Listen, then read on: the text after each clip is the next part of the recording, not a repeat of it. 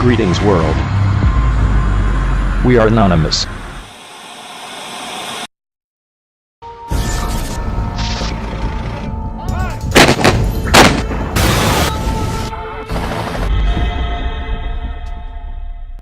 Greetings world. We are anonymous. Welcome to Ta Weekly News, bringing you the weekly top stories that have been filtered through the mainstream media.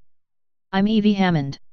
At least 50 Native American tribes and Canadian First Nations have signed a continent-wide treaty alliance against the Alberta tar sands expansion. The Unity is a separate protest movement against the four-state Dakota Access Pipeline, though the Standing Rock Sioux is among those who have signed the treaty. The treaty opposes not only the expansion of the tar sands, but construction of pipelines on sacred land, and the use of rail and tanker as transport. The proposed pipelines include Keystone XL, Kinder Morgan, Energy East, Line 3, and Northern Gateway. The treaty means the affiliated tribes have legally barred the pipelines from crossing their land, according to Democracy Now! Officer Betty Shelby of Tulsa, Oklahoma has been booked and released on $50,000 bail after being charged with felony manslaughter in the shooting of unarmed African American, Terrence Crutcher. Video evidence shows Shelby shoot Crutcher while his hands were in the air. The police report later stated Shelby fired when Crutcher was reaching into his vehicle. However, this claim was quickly refuted by Crutcher's family's attorney, as video stills clearly show the driver's side window was rolled up. It is unclear when Shelby will appear in court, but her attorney expects an arraignment date to be set within the next week.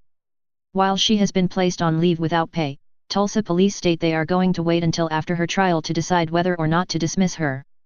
Shelby is reported to have 2 domestic violence altercations on her record. If convicted, she could face 4 years in prison to life.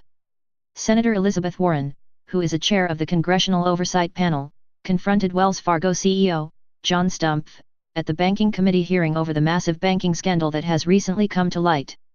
More than 5,000 lower-level Wells Fargo employees were fired after it was found they were creating fake accounts in real customers' names, without the customer's permission or knowledge, and then racking up banking fees on the accounts. Although the corruption began on the corporate level, no higher-ranked banking officials have lost their jobs. Warren is now calling for Stumpf to resign and face an investigation amid growing revelations. Since this massive years-long scam came to light, you have said repeatedly, quote, "I am accountable." But what have you actually done to hold yourself accountable? Have you resigned as CEO or chairman of Wells Fargo? The board, I serve at Have you resigned? No, I've not. All right. Have you returned 1 nickel of the millions of dollars that you were paid while this scam was going on? Well, first of all, this was by 1% of our people. That's not my question. My question, this is about responsibility. Have you returned 1 nickel of the millions of dollars that you were paid while this scam was going on?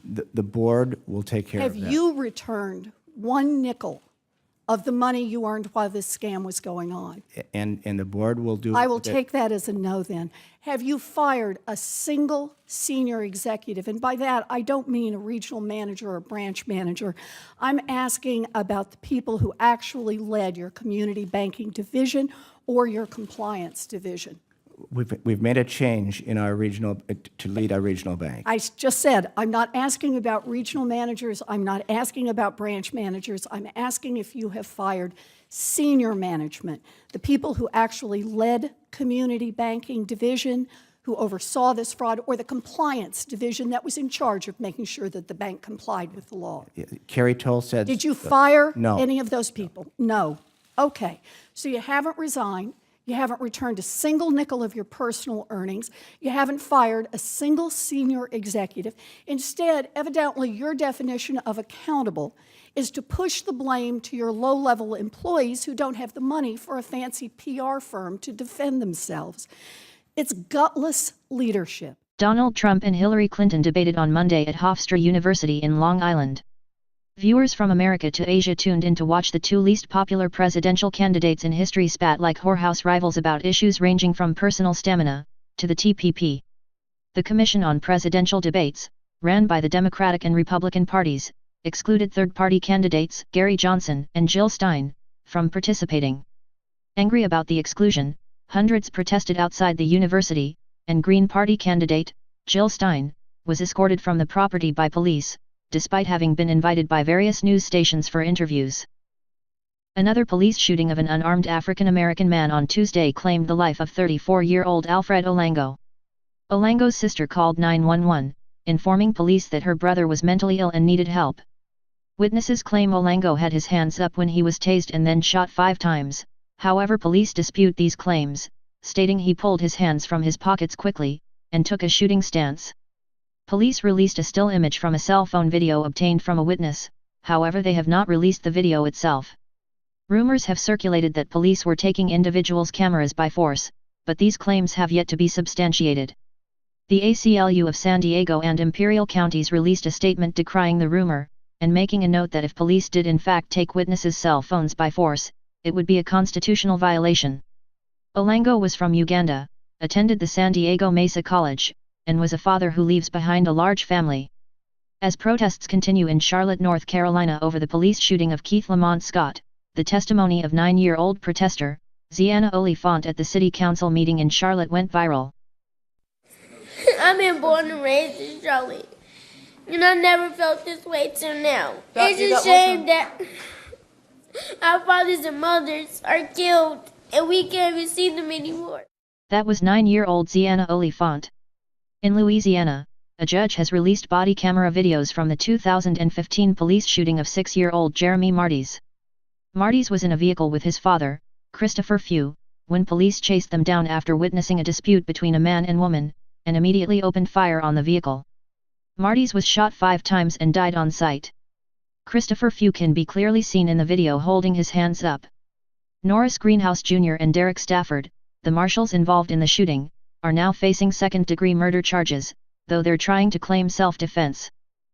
Newly released court documents reveal the New York Police Department has been secretly recording those within the Black Lives Matter movement since the death of Eric Garner, and has submerged undercover officers into protests.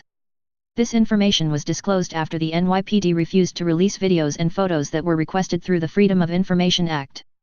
The attorneys who are seeking this information claim there is a likelihood that this surveillance has broken the First and Fourth Amendments, and that police officers may have broken, quote, "handshake guidelines," unquote, which prevents police officers from spying for political reasons.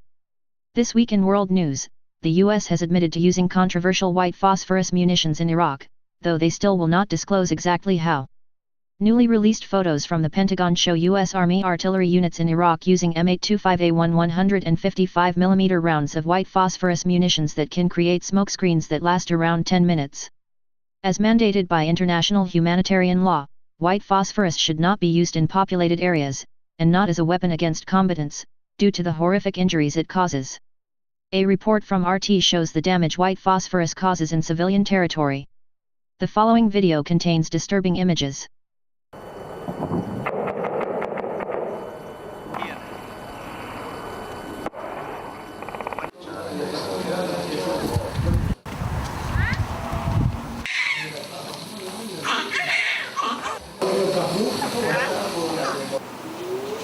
The U.S. used white phosphorus in the city of Fallujah in 2004, and initially claimed it was used as a smokescreen, though it was later admitted it was being used against combatants.